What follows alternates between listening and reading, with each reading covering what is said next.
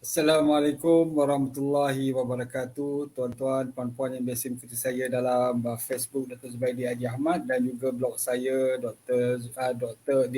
drzubaidi.com. Alhamdulillah hari ini kita akan berkongsi. Saya akan berkongsi pengalaman dan juga uh, pengetahuan berkaitan dengan serangan sakit jantung. Terutamanya serangan sakit jantung yang kedua. Kadang-kadang orang tak tahu mereka mengalami serangan sakit jantung. Malah ada yang tahu serangan sakit jantung tetapi tak tahu apa nak buat lepas tu. Yang itu yang mengakibatkan serangan sakit jantung yang kedua dan juga serangan sakit jantung yang ketiga. Selalunya mengikut pengalaman saya, selalunya yang ketiga je lah. Tidak ada yang keempat selalunya. Begitu juga dengan stroke. Stroke pertama mungkin minor stroke, stroke yang kedua mungkin stroke yang lebih besar, major stroke, dan stroke yang ketiga selalunya penamat. Ada yang dapat satu, terus major stroke meninggal, ada yang dapat dua, second stroke meninggal. Begitu juga dengan serangan sakit jantung atau yang kita sebut sebagai myocardial infarction. Dan minor stroke, minor stroke tu kadang-kadang dia tak rasa pun, dia rasa macam tak selesa, kadang-kadang dia ingat dia gastrik, kadang-kadang dia ingat dia denguh dia punya badan dan sebagainya. Rupanya dia dah mengalami serangan sakit jantung dan kali kedua dia mengalami simptom-simptom yang sama dan akhirnya tidak mendapat rawatan yang cepat. Itu yang menyebabkan jantung kita akan berhenti dari berfungsi dan menyebabkan masalah sama ada brain death meninggal dunia lah, maksud dia ischemic pada otak kita sehingga kita menyebabkan kelumpuhan. Serangan sakit jantung bukan sahaja setakat boleh menyebabkan organ jantung tetapi juga boleh melibatkan organ otak apabila darah yang beku tu bukan sahaja menyumbati saluran darah tetapi juga menyumbati saluran pada otak juga, iaitu menyebabkan stroke. Jadi boleh kita kongsikan PowerPoint, dah dapat PowerPoint dah. Jadi tuan-tuan, puan-puan, terima kasih yang bersama saya pada malam ini. Memang malam ni malam yang agak sibuk lah. Saya tahu, puan-puan, terima kasih yang bersama saya dapat tahu banyak juga acara pada malam ni. Jadi terima kasihlah kerana tuan-tuan yang berkongsi dengan saya. Okey, boleh PowerPoint?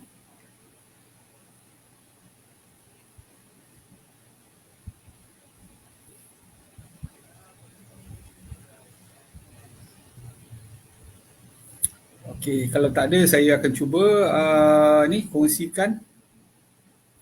Kalau ada saya punya ni boleh boleh minta pada saya punya PA, saya bawa hantar tadi. Ya. Okey, kita tengok pada yang pertama sekali tentang serangan sakit jantung. Saya nak tunjukkan ni PowerPoint berkaitan dengan ECG ni, yang mana mungkin sangat penting untuk kita fahami. Belum dapat lagi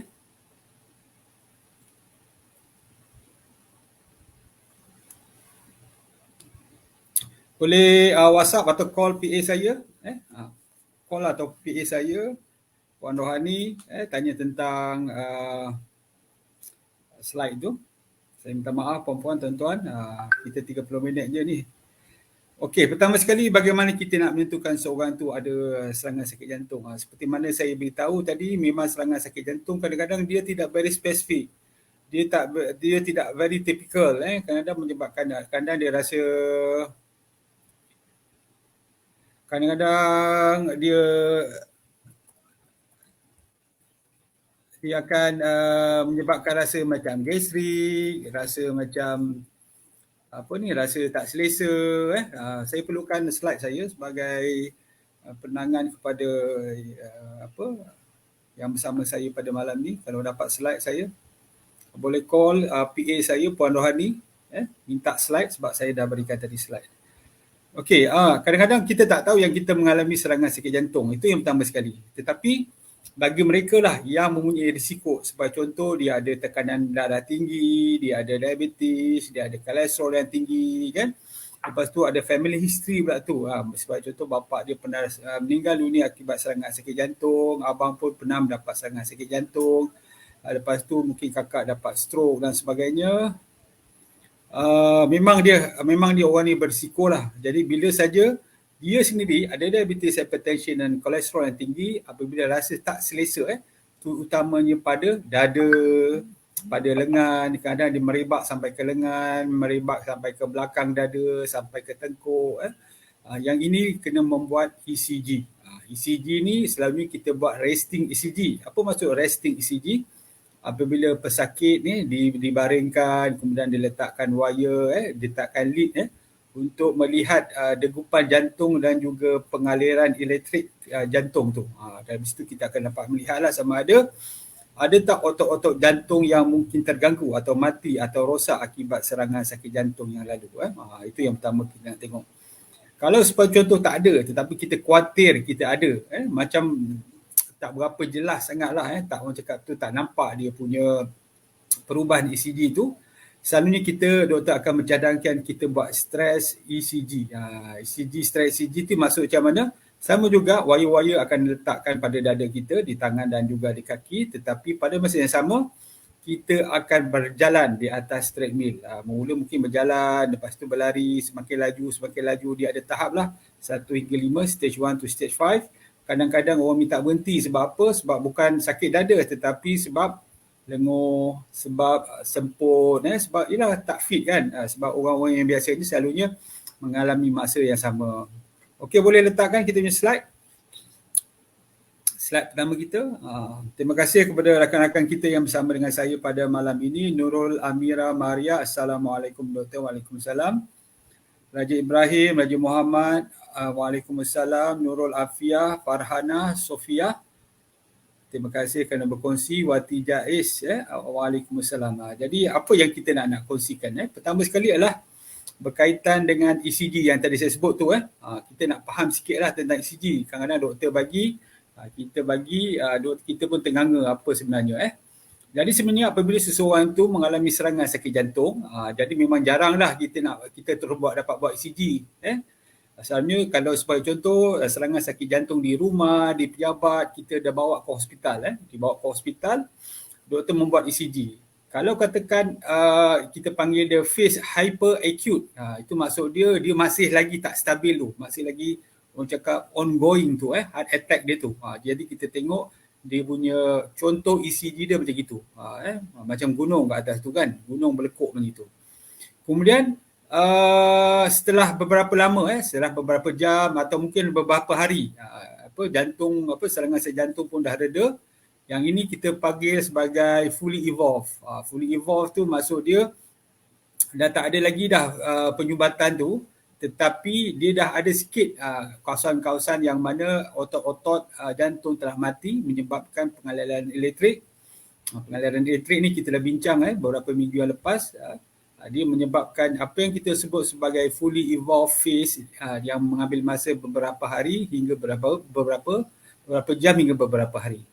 Kemudian keadaannya lebih baik lagi, kita tengok ada T inversion untuk resolution phase. Yang ini beberapa minggu selepas heart attack, dan kemungkinan kita akan nampak sedikit kita panggil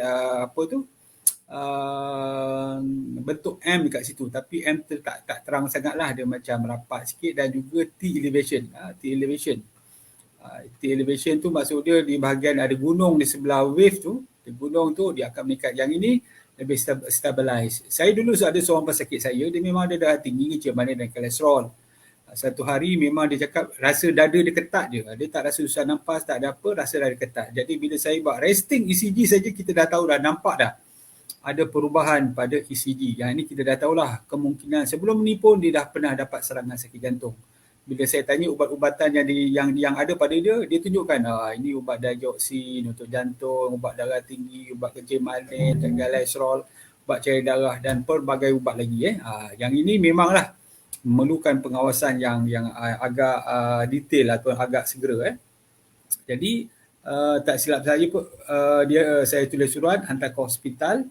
Tak lama kemudian dia dapat serangan sakit jantung di ward, dan akhirnya doktor membuat pembedahan jantung yang orang cakap tu yang emergency, secara emergency. Okey, yang kedua. Slide yang kedua kita tengok. Terima kasih Puan Ran Ibrahim. Waalaikumsalam, dan rakan-rakan Nurul Safia, Farhana Sofia. Waalaikumsalam. Serangan awal yang kita nak bincangkan ni. yang kali kedua. So kita punya rancangan kita sekarang ni kita percepatkan pukul 9 malam, lebih kurang setengah jam saja. Atasi serangan sakit jantung kali kedua ni macam mana kita nak buat? Pertama sekali kita kena ketahuilah dia punya simptom amaran serangan sakit jantung. Ini penting bagi pesakit dan juga ahli keluarga, mungkin anak dia dan sebagainya yang tinggal bersama pesakit. Jadi kena tahu, kalau tak tahu macam mana tiba-tiba pesakit rasa macam tak sedap badan, duduk diam saja. Kita kena tanya dia, abah macam mana, abah sihat ke, apa abah rasa. Sebab kadang-kadang pesakit menjadi takut, trauma, tak nak bercakap, takut ini serangan kali kedua, jadi dia diam je. Saya ada seorang pasien dulu, saya muda lagi, umur 30-an, dia berlari. Petang tu dia jogging, tak pernah jogging, dia nak berjogging. Bila jogging, lepas maghrib, dia mandi semua, tiba-tiba dia diam, dia tengok TV, dia diam je. Isteri dia perasan, kenapa bang? Dia diam je. Tak lama kemudian isteri dia dah pergi ke dapur buatkan air, datang tengok suami dia dah jatuh pengsan. Hantar ke klinik saya pada masa tu memang dah tak ada lagi. Itulah contoh. Jadi selalunya pesakit pernah mengalami masalah ni. Jadi pesakit dan keluarga haruslah mengenali simptom ini di peringkat awal, kerana setiap minit sangat berharga untuk mengekalkan, untuk mengelakkan kerosakan jantung yang serius. Jadi rawatan harus diperolehi atau diberikan dengan segera. Jadi dalam masa beberapa minit ni kalau kita tidak membuat sesuatu, kalau katakan dia stop, stop, betul-betul stop, jantung tidak berdegup dan juga tidak ada pernafasan. Apa yang kita kena buat ialah kita kena buat kita kena buat CPR. Itu sangat penting tu. Jangan pula tak tahu, bila tak tahu nanti patient dah orang cakap tu dah brain dead, dah tak guna lagi. Brain dead ni mungkin kita boleh bincang pada masa akan depan.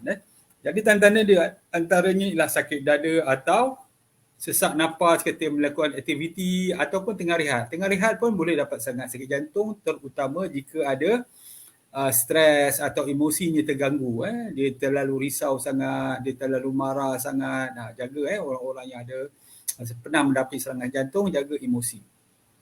Sakit dada yang merebak ke bahagian lengan kiri, sebab jantung terletak di bahagian kiri dada. Jadi sebelah bahagian kiri, sebelah bahu, sebelah leher, sebelah rahang, sebelah belakang. Yang ini pun mungkin, sebab tu saya cakap tadi, kena buat pemeriksaan ECG. Berpeluh dengan banyak, rasa royal, muntah, berdebar-debar, pening. Namun begitu, simptom ni berbeza antara satu sama lain. Kadang-kadang ada orang tu hanya rasa berdebar je. Kemudian diikuti dengan rasa pening. Kemudian rasa loya nak muntah. Tiba-tiba dia pengsan. Begitu. Jadi kena tahulah simptom-simptomnya pada peringkat awal. Slide kedua pula. Jadi apa nak buat? Itu yang pertama kali. Kita kenal pasti simptom-simptom yang mungkin kita dapat kenal pasti. Simptom-simptom yang mungkin kita dapat kenal pasti itu adalah serangan sakit jantung yang kedua. Berikan rawatan yang awal. Cara dia bagaimana? Kena hantar hospital cepat. Jangan hantar ke klinik sebab klinik tak boleh buat apa. Ingat saya cakap, jangan hantar ke klinik, hantar ke hospital, hantar ke jabatan kecemasan. Kenapa? Dia memerlukan rawatan yang agresif. Tak boleh tunggu lagi dah. Tunggu kat klinik, tunggu lagi pasien ramai, betul doktor pun tak ada peralatan dan sebagainya. Itu adalah usaha yang sia-sia. Okey, yang kedua, ialah selepas dapat pembedahan, rawatan dan sebagainya, selepas discharge daripada ward, doktor akan memberikan ubat-ubatan yang tertentu. Ubatan-ubatan ini adalah bertujuan untuk memastikan saluran darah dan juga stent sentiasa terbuka. Tujuan ubat tu supaya stent ataupun pembedahan bypass tadi tu terbuka dia punya saluran darah atau menurunkan tahap kolesterol dan juga menurunkan tekanan darah dan juga mengawal degupan jantung anda. Jantung tak boleh terlalu laju, tak boleh terlalu rendah. Jadi dia akan pastikan antara lebih kurang 60 hingga 90. Jika tidak faham atau masih ragu-ragu akan ubat-ubatan yang diberikan, sila berunding kembali dengan doktor yang merawat untuk informasi yang selanjutnya. Jadi yang penting tadi, ikuti rawatan yang diberikan. Maksudnya tadi keluar hospital, ikuti rawatan bagi mengelakkan serangan sakit jantung yang kedua. Okey, seterusnya. PowerPoint yang seterusnya. Okey, yang ketiga, perubahan gaya hidup selepas serangan sakit jantung. Kena faham bahawa selepas saja serangan sakit jantung, kita memerlukan beberapa perubahan gaya hidup. Antaranya ni apa? Slide satu lagi tolong. perubahan gaya hidup memainkan peranan yang paling penting. Pertama sekali menghindari rokok ataupun minuman alkohol. Bagi mereka yang merokok dan minuman alkohol, dia kena hindari.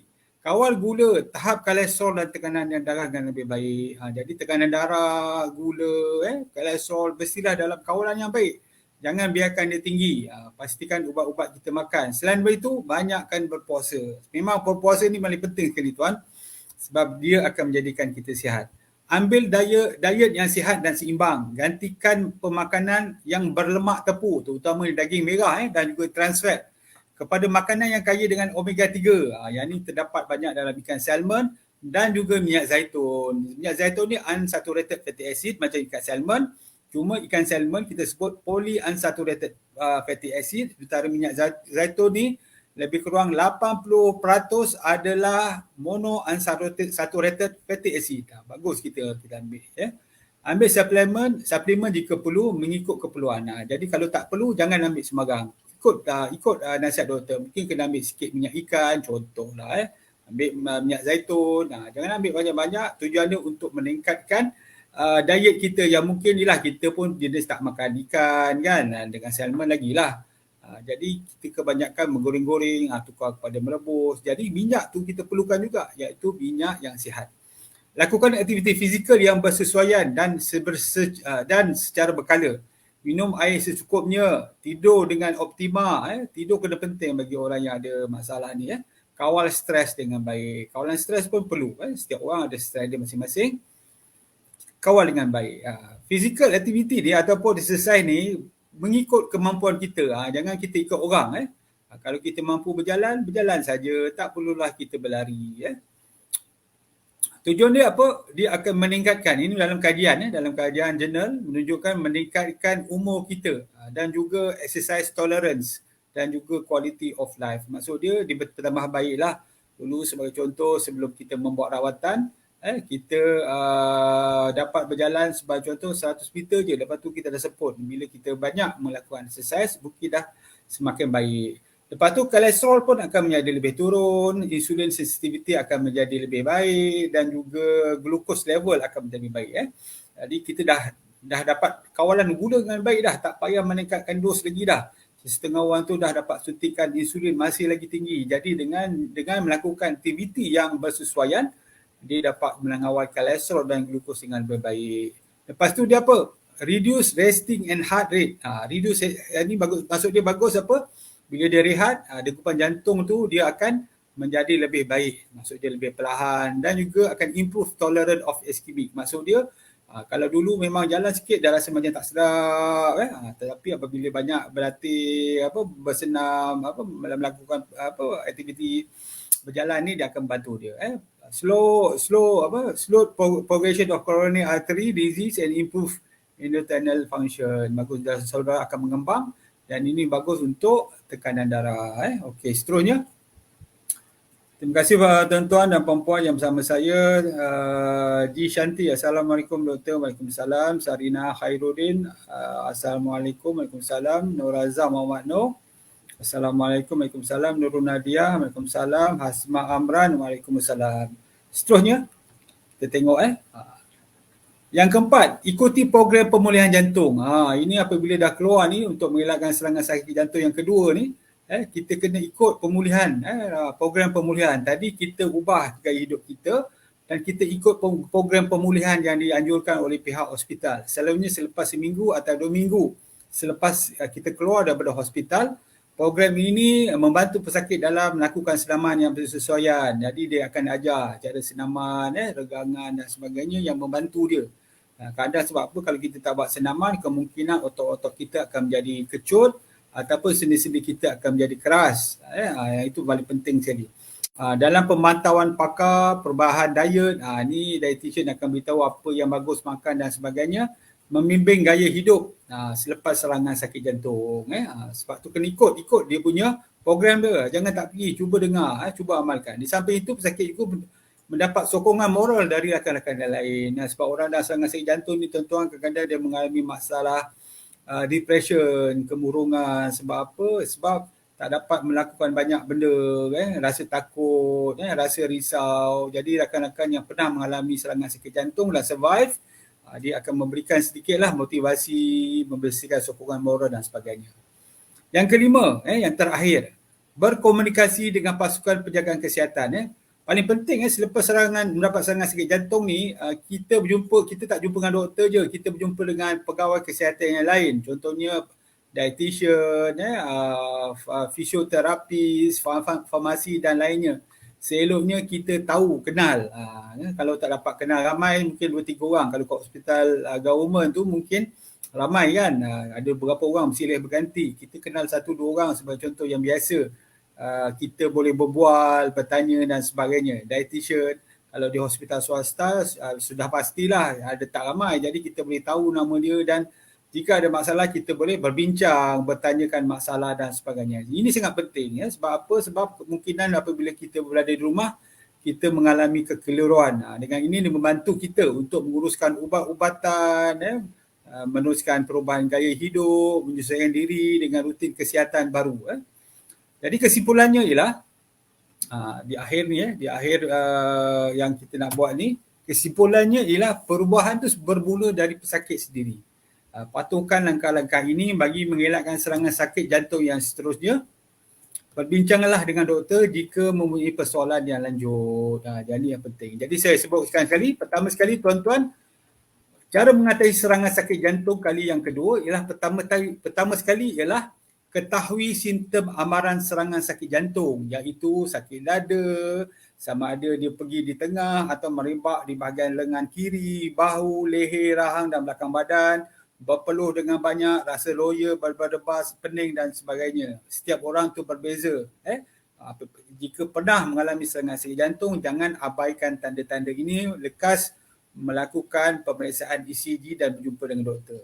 Yang kedua, selepas keluar daripada hospital, setelah mendapat rawatan, ikuti rawatan yang diberikan. Doktor akan berikan ubat-ubatan bertujuan untuk menentukan, untuk memastikan bahawa saluran darah itu sentiasa terbuka. Sama ada letak stent dan sebagainya. Bertujuan untuk menurunkan tahap kolesterol, tekanan darah, degupan jantung dan tahap gula kita jika kita ada masalah diabetes, hypertension dan hyperkolesterol. Yang ketiga, perubahan gaya hidup kita sendiri. Kita mestilah apa? Pertama sekali kena kurangkan ataupun kita kena hentikan terus rokok, arak, kawal gula, tahap kolesterol dan tekanan darah dengan baik dengan caranya berpuasa, ambil daya yang sihat dan seimbang, gantikan makanan yang mempunyai lemak tepung tinggi dengan dan juga trans fat dengan makanan-makanan yang mempunyai unsaturated fat. Sebagai contoh, ambil suplemen yang tertentu, lakukan aktiviti fizikal yang bersesuaian dan berkala, minum air yang secukupnya, dapat tidurkan yang optimal dan kawal stres yang baik. Yang keempat, ikuti program pemulihan jantung. Yang ini program ni telah dilakukan di hospital. Tuan-tuan puan-puan kena datang. Kena ikuti program-program ini. Kadang-kadang ada program motivasi, ada program counselling, ada program mengajar cara pemakanan yang betul ataupun exercise dan sebagainya. Ikuti program-program ini. Dan terakhir, berkomunikasi dengan pasukan penjagaan kesihatan anda, terutamanya para doktor sendiri, fisioterapis, dietitian, ahli farmasi. Jika ada masalah dan kekeliruan, boleh tanya mereka apa masalah yang tuan-tuan ingin kemukakan. Jadi kalau kenal nama mereka lagi mudah kan, supaya kita tahu apa masalah kita ni dapat diselesaikan. Jadi saya nak bawa sikit sebelum kita berakhir tu, last sekali slide, iaitu saya nak present satu presentation kalau saya dapat bacakan, satu kajian yang di-present atau dibentangkan oleh American Heart Association, Epidemic and Prevention Lifestyle and Cardiometabolic Health Scientific Session. Dia telah memeriksa seramai 63,867 orang wanita dan 35,512 orang lelaki daripada tahun 1990 hingga 2014. Semua mereka ni adalah mereka yang tidak ada masalah penyakit kanser, penyakit jantung dan penyakit-penyakit yang lain. Setiap 4 tahun mereka akan menjawab soalan-soalan yang diberikan yang berkaitan dengan diet dan juga gaya hidup. Jadi pengkaji mendapati bahawa mereka yang mengambil setengah sekurang-kurangnya mengambil lebih daripada setengah sudu makan minyak zaitun setiap hari, itu setengah sudu. Kita mencadangkan antara satu kajian daripada General Nutrition mencadangkan 1 atau 2 sudu. Ini kata dia setengah sudu pun setiap hari dapat mengurangkan 15% risiko untuk mendapat masalah kardiovaskular dan juga 21% merendahkan masalah atau risiko mendapat coronary heart disease. 25%, 21%. Memang bagus. Itu kalau kita dapat mengambil minyak zaitun dan gantikan dia. Kalau kita ambil menggantikan dengan orang cakap trans fat ataupun saturated fat daripada butter, margarine, mayonnaise atau dairy fat, kita ambil minyak zaitun saja, dia dapat mengurangkan. Itu kalau kita dapat kurangkan lagi. Maksudnya kalau kita ambil saja sebagai contoh untuk masalah kardiovaskular ni dia dapat mengurangkan 21. Tapi kalau kita stop atau kita gantikan dengan minyak zaitun ni, kita tak ambil lagi lah yang saturated fat dan trans fat ni, dia tambah lagi 5%. Jadi 20% ataupun 27%. Jadi bagus ya. Jadi mengambil minyak zaitun ni sangat bagus untuk menurunkan risiko heart disease dan juga kardiovaskular dalam kajian dilakukan. Jadi tuan-tuan dan puan-puan, memanglah minyak zaitun ni memang bagus sekali. Memang bagus untuk jantung kita, untuk otak kita, untuk kulit kita dan juga mencegah beberapa jenis kanser. Cuma pengamalannya hendaklah berterusan. Pengamalannya hendaklah sabar, berterusan, dan juga jaga juga gaya hidup yang lain. Okey, kita tengok lagi, mungkin ada soalan-soalan dan sebagainya. Okey, Sarina Khairuddin, Waalaikumsalam. Nurul Azhar Muhammad Nur, Waalaikumsalam. Nurul Nadia, Waalaikumsalam. Asma Amran, Assalamualaikum warahmatullahi wabarakatuh. Waalaikumsalam. Halimah Abdullah, Waalaikumsalam. Siti Nurzana Moi, Assalamualaikum dan selamat malam. Jadi tuan-tuan dan puan-puan, terima kasih kerana bersama saya dalam perkongsian yang ringkas ini, dan saya harap ia sangat bermanfaat jika kita atau mungkin ahli keluarga yang terdekat ada masalah serangan sakit jantung sebelum ini, pastikan mereka mengikut langkah-langkah yang telah saya ceritakan tadi dan kongsikan tadi. Untuk itu sekian, insyaAllah kita akan berjumpa semula pada minggu depan pukul 9 malam setiap hari Isnin, insyaAllah. Terima kasih kerana bersama saya. Assalamualaikum.